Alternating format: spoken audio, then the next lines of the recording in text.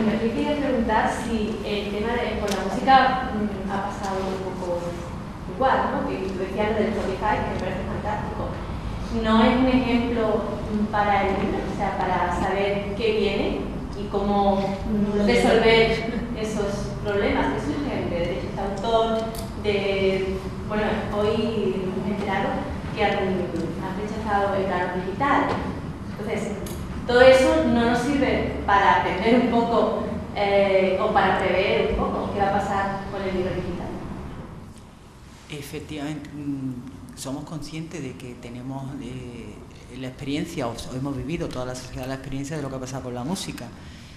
Hay que ser ojo visor y de verdad que el plan de acometer y utilizar todas estas herramientas que tenemos en la televisión, lo tenemos y deseoso. No te puedes imaginar la cantidad de cursos, de formación, de inversiones en nuevas tecnologías que se está produciendo en este sector. Porque eso está ahí y hay que utilizarlo y hay que rentabilizarlo. Y además hay muchísimas oportunidades. Muchísimas oportunidades. Ahora, para eso hay que asentar las bases, como decíamos. Tú dices, puedes utilizar el Spotify, tú puedes crear una biblioteca en la nube, que de eso se está trabajando y tal, pero ¿cómo negocias o cómo controlas los accesos y las descargas y demás? Es posible, técnicamente es posible. Y además será mucho más, de hecho lo es, los ebooks. Los precios los fijamos, evidentemente, los editores, pero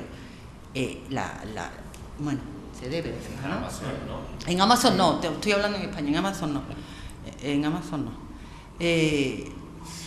No sé. Es absolutamente normal porque los costos son distintos, que el precio del libro, del ebook, es más bajo que el libro físico. Por tanto, debe de provocar una compra mucho más elevada, ¿no?, de lo que son los libros digitales y el uso digital. Y a eso vamos. ¿Qué va a significar la desaparición del libro físico? Pues mira, yo creo que no.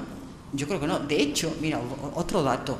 Las empresas de arte gráfica, que son muy potentes, sé que están trabajando de alguna manera en que en un libro, tal como lo entendemos, se pueden hacer a su vez descargas, o sea como un soporte para que a su vez haya carga y descarga de un libro, o sea, del material. O sea, ¿que dónde vamos a llegar? La verdad es que no lo sabemos. Estamos viviendo una auténtica revolución dentro de este sector. Sí, mira, yo llevo 3 años visitando editoriales. Y recuerdo cuando iba a ver una editorial, iba con un estudio de qué ha pasado los 10 últimos años en la música. Y efectivamente, justo estamos pasando por los mismos pasos. Exactamente los mismos pasos. Quien haya estado en Internet en los últimos 10 años o 12 años, pues sabe que la música, Napster, Napster fue el sistema de intercambio de archivos, el primer lector fue el Río en el año 99, el iPod fue el que hizo de Killer, el que tiró absolutamente todo. Y la diferencia es, fijaos, en Estados Unidos, en el mundo anglosajón, se vende contenidos digitales. Y en el mundo europeo, ahora en Francia comienzan a venderse contenidos. Perdona, los contenidos digitales, ¿te estás refiriendo al libro digital? Yo antes no, música. Contenidos. Contenido. De contenido digital. Todos. Digo, contenido. Todo. Porque el libro digital, la cifra te la he dado al principio, sí, y son absolutamente oficiales. Lo que estoy diciendo es que en el mundo, sobre todo en Estados Unidos, sí se venden contenido digital. En el principio, sí se vende. Música, vídeos, libros. Sí. ¿Sabéis por qué se venden? Yo no creo que sea porque ahí hay una idiosincrasia. Es porque hay una ley que dice que no se puede hacer una copia privada. Ahí hay lo que se llama el fair use. Bueno, es lo que yo creo. Aquí, yo estuve hablando, termino rápidamente. Estuve hablando, porque cuando he hablado de la ley de economía sostenible, la ley SINDE y tal, yo estuve hablando en una mesa redonda con el técnico de cultura que había hecho la ley. Con el técnico de cultura que había hecho la ley. La ley SINDE. Y yo le pregunté, ¿cuánto crees que va a bajar la piratería? O sea, ¿habéis hecho estudios de cuánto crees que va a bajar? O sea, la ley Sindel lo único que va a hacer es que una web que tenga enlaces la va a bloquear. Eso es lo que hace la ley Sindel. Bastante más complejo. Bueno, bastante más complejo. Básicamente lo que han cambiado es... Bueno, yo creo que eso es básicamente lo que hace. Entonces, ¿cuánto va a cambiar? Entonces, dio una cifra, el 30%. Dio una cifra como... Ya, bueno, escúchame, Luis, lo que te digo es que yo lo que le dije es, ¿sabes que están organizados ya la gente? De que cuando tú bloquees un sitio web, te lo van a hacer 5 veces, te lo van a clonar. Mira, a ver, mira. Bueno, esa es la realidad. Piratería ha habido siempre. ¿Vale? Incluso cuando se comerciaba con ron en el Caribe hace siglos, ¿de acuerdo? Piratería ha habido siempre y va a haber siempre piratería, ¿vale? ¿Qué ocurrió con la música? Y que es lo mismo que ha ocurrido con el sector audiovisual y es el riesgo que puede ocurrir que está ocurriendo con los libros. Con perdón, y Juan me va a matar, pero es un problema de tecnología. Con la música es que empezó a irrumpir la tecnología, el MP3, formatos que rompían totalmente ese binomio soporte y contenido que era el disco que teníamos que comprar. Había la oportunidad de que podía escuchar una canción, que podía hacerme yo mi propio disco con 2000 canciones, llevarlo donde quisiera, etc. Y el problema es que no había una oferta legal para comprar eso.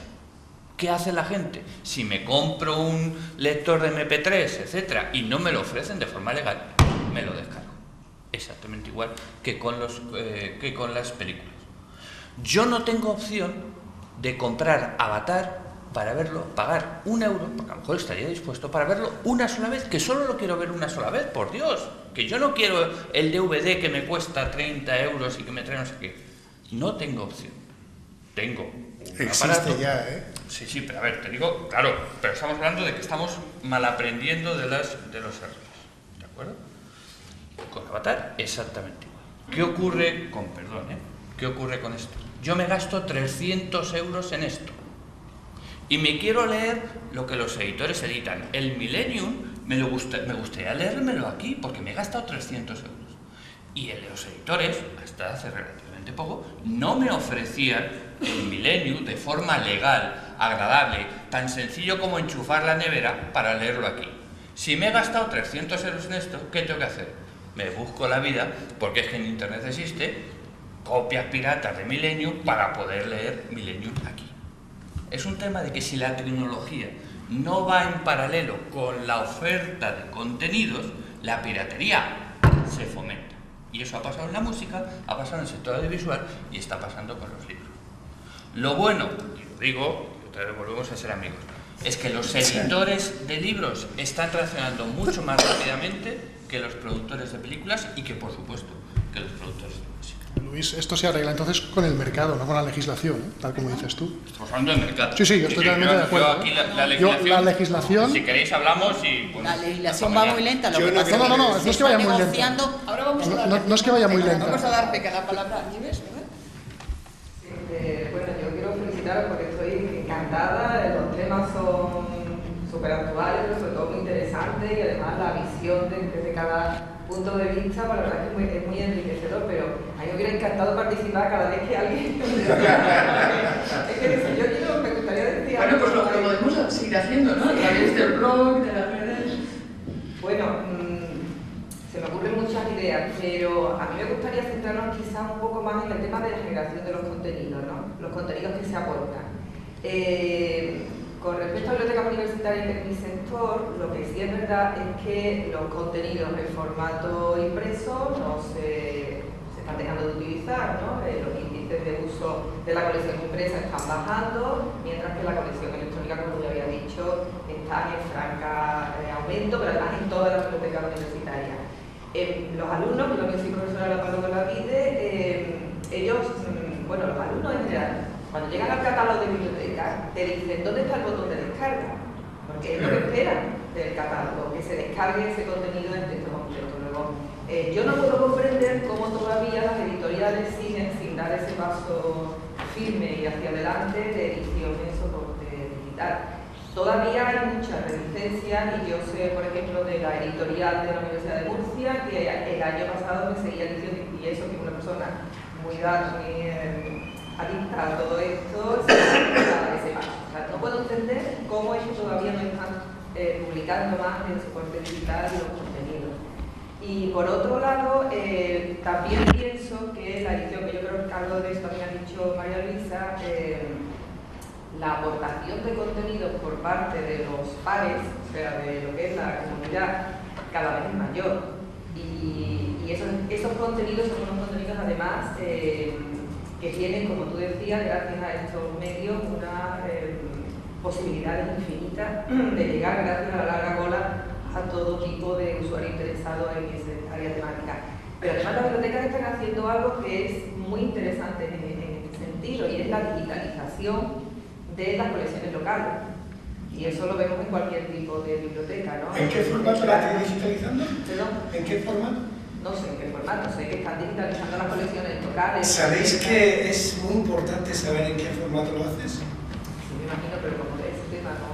Ya, pero es que lo que creo... De momento, Es que es clave, el problema... De momento están haciendo fundamentalmente de conservación. Bueno, el PDF. Digitalización. Sí, en general, sí. Lo llevas por Bueno, ¿sabéis que eso para mí no es digitalizar un libro? Bueno, no sé, pregúntalo a Google, digitalizar la biblioteca de Cataluña, la biblioteca Pero de Centros ese es el Culturales. problema. Vamos a ver, nosotros el año pasado empezamos, a principios de enero, un proyecto de digitalizar. Y de repente en España, digitalizar un libro era hacer un PDF.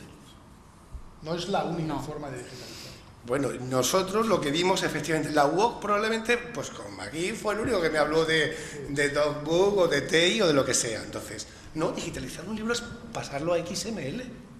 Porque eso te permite luego imprimirlo en papel, pasarlo a un teléfono móvil, a un e-reader o a un portátil. Y eso de verdad es un trabajo. Cuando yo voy a una editorial universitaria, ¿cuál es el formato? Y fijaos que probablemente sea lo más importante del proyecto de digitalización y no lo sabéis. No, pero ya sí lo están haciendo. No, así, pero Bueno, fíjate yo he que... hecho la pregunta y a una responsable de biblioteca y no me ha dicho en qué. que no lleva el tema de digitalización. Sí, pero No sé. No, lo que pasa es que... No sé. Se ha hecho TIFF, se ha hecho... A ver, Pues es que ese es el- os cuento solo lo que nosotros entendemos por digitalización, que somos la empresa que más libros ha digitalizado. Que también se ha equivocado. Y que por cierto. sí es un papel también, de alguna manera, bibliotecario. Digitalizar no solo es pasar a un formato digital el papel. Claro. ¿Vale? Eso se hace una foto de la página y ya tienes un TIFF o lo que sea, ya tienes el contenido digital. Digitalizar también es extraer el contenido que hay en esa página, ¿vale? Identificarlo y gestionarlo. Y ahí va el papel también del bibliotecario. Es decir, seguramente lo que con más o con menos éxito se hace, extraer el OCR, es decir, extraer las palabras, todos los contenidos y manejar toda esa información. Y eso ya puede ser o etiquetar o definir términos clave o lo que sea, o solamente identificar todas y cada una de las palabras de un tema. Esa es la clave. Esa es la clave. Es decir, digitalizar es pasar a un formato que te permite gestionar el contenido de forma digital. No hacer una foto o no hacer un PDF. Eso no es digitalizar, eso es un primer paso. Sí, en eso Absolutamente las loable, pero bibliotecas no en eso es hemos digitalizar. fallado, yo lo reconozco, es decir, las bibliotecas lo teníamos todo, Nieves, nosotros lo teníamos todo, ¿no? Y la biblioteca de Harvard, una de las bibliotecas de Oxford y tal, se van a Google, ¿no? Ahí fallamos. Yo en ese sentido lo tengo muy claro, ahí fallamos, es decir, ahora dependemos de Google. Y Luis ha dicho, te voy a dar una parte del sueldo y tal, no me lo des porque yo soy bastante crítico también con Google, no te creas. Es decir, yo creo que a vosotros os pasa un poco La como... sombra de Google está sobre la biblioteca. Claro, es decir, os pasa un poco como a los jesuitas, ¿no? O sea, vosotros os instituisteis, ¿no? Y la educación y no sé qué, y dar educación a quien no puede recibir educación y tal, muy bien, hoy en día apúntate a una universidad jesuita y págala, ¿no?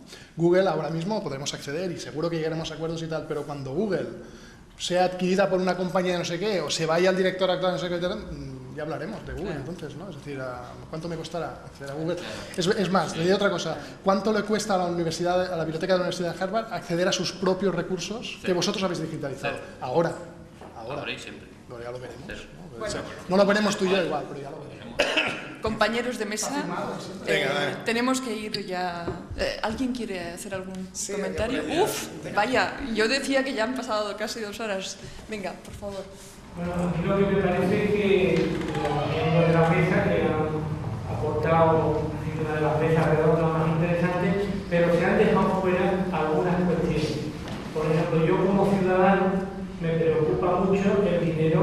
de mis impuestos que las administraciones, el sistema educativo se están gastando ahora mismo. Yo voy a dar tres datos.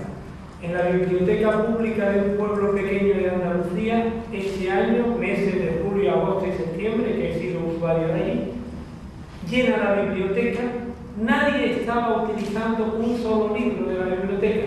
El papel del bibliotecario era resetear de vez en cuando el router wifi de la biblioteca pública.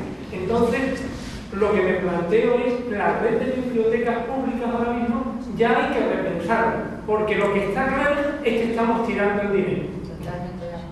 O sea, estamos tirando el dinero, o sea, estamos invirtiendo más, y con la que está cayendo me parece verdaderamente derrumbado. Luego, como todos responden a intereses, muchas veces la tecnología nos la han impuesto las empresas, los tecnólogos, los fabricantes. Los deseos de la gente, la tecnología ha ido contra la gente, salvo una empresa que es Google, que por eso está propuesta, porque es la que ha roto esa tendencia que había estado. El tema de la geolocalización, del geoetiquetado con todos los libros que hay físicos. O sea, el mayor número de libros está en las casas de los millones de hogares de este planeta. En el momento en que Google cruce Google Maps con la herramienta que tiene ahora mismo de uno teclea las dos primeras letras o tres de sus libros de la biblioteca y ya sale el título completo, la ficha. Imaginaos lo fácil que es poner a disposición de todos los vecinos del bloque, del barrio, todos los libros que hay y saber que del Principito hay 5 ejemplares en los 2 bloques que yo tengo alrededor, y que llamando al tercero B me voy a encontrar con el libro que yo estoy buscando, con la guía de Croacia, que es lo que a mí me interesa. Eso es una idea, Es una oportunidad. Me he recorrido las miles de librerías, los que lo he pedido a mis amigos, y sin embargo en el cuarto había una guía de Croacia y ninguna librería, ni ninguna de 100. Pues, por eso lo que quiero plantear es que un poco la clase dirigente ahora mismo tiene que empezar a decir, señores, es que estamos tirando el dinero. Hay otra cuestión, el tema de la sostenibilidad, que María Luisa Amores ha dicho, bueno, los arbolitos, tal y cual, el tema es también muy grave. O sea, el tema de mi hija, por ejemplo, lo que hemos aquí planteado, las mochilas siguen pesando 8, 9 y 10 kilos. ¿Por qué? Porque la administración hasta ahora solamente le ha hecho caso al lobby editorial, igual que le está haciendo caso solamente al lobby de las petroleras y de las eléctricas, y no quiere hablar de energía en los tejados ni de nada que sea distribuir, que sea democratizar la energía, el conocimiento. Perdona, solamente una Muchísimas cosa. Lobby editorial te aseguro que no hay. Ojalá fuéramos un lobby editorial. Ojalá. Luego, bueno, ojalá, sois un sector económicamente muy potente y eso se tiene que notar. Importante, pero desde el punto de vista de facturación, para nada. Venga, ahora ya la última pregunta. Ahora sí que ya tendremos que ir cerrando, aunque les voy a emplazar para el año que viene, porque nos vamos a reunir de nuevo y vamos a continuar aquí la conversación, aunque también podemos realizarla paralelamente, como decíamos, ¿no? En los blogs, en las redes sociales. Venga, la última pregunta. Son dos cosas. Por un lado, la cuestión fundamental que nadie termina de ponerle caso al rato es el precio. ¿Cuánto te cuesta Spotify Premium al mes? ¿A qué te está dando acceso eso? ¿Qué porcentaje de eso se lleva el autor de esa canción? Hay un sector que está representado en los libreros. El papel del librero es el que, por lo pronto, prácticamente desaparecería, porque ya lo que estamos buscando es alguien que te dé el papel, o sea, que te dé el cacharro con la tecnología de... No, perdona, hola todo esto, encantada de verte aquí, pero nosotros tenemos un plan estratégico que vamos a presentar en breve, donde nos hemos sentado editores, libreros y distribuidores. Los tres sectores o subsectores del mundo del libro, bueno, aparte de autores, perdona, entiéndeme, pero me digo desde el punto de vista comercial. O sea, defendemos que los libreros son pieza fundamental y que hay que apoyar y que defender para su permanencia. Lo que pasa es que evidentemente ellos también tienen que evolucionar. Este año, no sé si lo conoces, este año el Liber, el premio al mejor librero ha sido un señor, no me acuerdo, perdona ahora el nombre, de un pueblito de Murcia. ¿Y por qué? Porque era un librero de fondo, Diego Mable, exactamente, un librero con una librería de fondo magnífica, uno de los que conoce verdaderamente su profesión y además de los pioneros en utilizar las nuevas tecnologías, donde allí tú podías comprar ebook directamente. Eso es lo que hay que hacer, aunar el tema, ¿no? Sí. ¿Puedo decir una cosa solo con lo del precio? Estoy totalmente de acuerdo. ¿Hay algún economista en la sala? No es algún médico porque ¿hay algún economista? Yo soy economista. Totalmente de acuerdo. Pero es que está por definir. El problema, por eso estaba diciendo que cuando se han reunido a hacer todo esto, a mí me falta una cosa, y son los compradores de libros. Es decir, en economía se dice que el precio se fija cuando se unen la curva de oferta y la curva de demanda. ¿De acuerdo? La curva de oferta y la curva de demanda. Y eso es lo que determina el precio, cuando la oferta se cruza con la demanda. Por lo tanto, hasta que no haya demanda, y por lo tanto la gente veamos que la gente está dispuesta a pagar X o Y por algo, pues se podrán juntar a definir el precio, etcétera, y nos estaremos equivocando. ¿Querías decir? Si desaparece el librero, tampoco pasa nada. Yo antes hablaba, si desaparece el bibliotecario, yo soy bibliotecario, tampoco pasa nada. Perdona una cosa. No, de acuerdo. Pero, yo soy bibliotecario y he dicho, yo no sé muy bien dónde vamos. Y antes decía, pero creo que la cosa está chunga. Si desaparece el bibliotecario y todo el mundo está contento, porque desaparece el bibliotecario. Si desaparece el librero y todo el mundo tiene el documento, pues que desaparezca el librero. Porque ahora se ha aparecido mucha gente, ¿eh? El tío que vendía agua con un no sé qué, el otro que... Cuando María Luisa, que es presidenta de la EA, habla de la democratización de la edición, también está poniendo en peligro el papel del editor. Bueno, y el papel, el otro día estábamos en Barcelona, que lo decía ahora Luis Collado, que uno de los editores decía, y bueno, y quizás el autor también, ¿eh? O sea, no hay ninguna gente que en este momento no tenga que posicionarse. Pero es que yo creo que tenemos un verdadero reto, evidentemente, pero es que la labor, en este caso, del editor, es, de alguna manera, ser un director de orquesta. Y ahora tenemos muchas más posibilidades de dirigir un equipo divino, ¿eh? ¿O no? Bueno, María Luisa, yo pero sabía... esa labor es necesaria, esa labor de aglutinar la creación humana, que hoy en día a través de esa herramienta puede mostrarla de una manera mucho más completa, pues el libro como tal o el producto de la letra escrita, del pensamiento humano transferido al libro, pero a la vez le puedes meter vídeos, le puedes meter opiniones, le puedes meter tantísimas cosas, y ese conjunto está en los editores en saberlo llevar a cabo y hacer y saber captar lo que entendemos por materia, cada uno en lo suyo, con asesoramiento externo, con equipo técnico, con equipo comercial, para filtrar dándole en el marchamo de lo que significa estar editado por una empresa X, me da igual el nivel, lo que fuera, eso tiene su importancia. Otra cosa es aprovechar, como tú bien dices, María Luisa,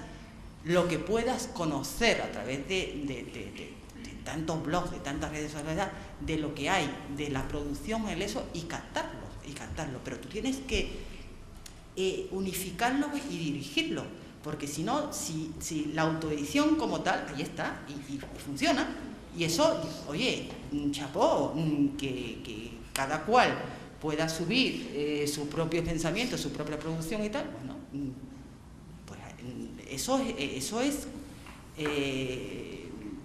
sostenible, si tú quieres, con lo que significa el mundo de la edición, que es algo mucho más complejo que todo eso. María. Solamente, yo lo que escribí, lo que veo es que cualquier profesión hoy día, ya casi cualquiera, depende de la rapidez con la que reaccione para que realmente se siga manteniendo su trabajo como factible, como necesario. Depende de la rapidez y de la flexibilidad que haya, pero además a una velocidad tremenda, ¿no? Y lo que yo veo es que la toma de decisiones y esa rapidez de las decisiones es que no se da. O sea, aquí las decisiones tardan una barbaridad en tomar efecto, en realizarse, y lo que ocurre es que siempre se llega tarde y mal. Y lo que veo es estamos que... intentando llegar medianamente a tiempo. No, bien, pero, todo bien. Pero no se está produciendo. O sea, hay otros que van más rápido y que van invadiendo, podemos decirlo así, el terreno de lo que tradicionalmente estaba haciendo un determinado sector profesional, ¿no? Yo lo que veo es que nos falta una rapidez y una flexibilidad tremenda a la hora de tomar decisiones y de esto por aquí, ¿no? Por aquí, y ver las cosas como tal nos están viniendo, ¿no?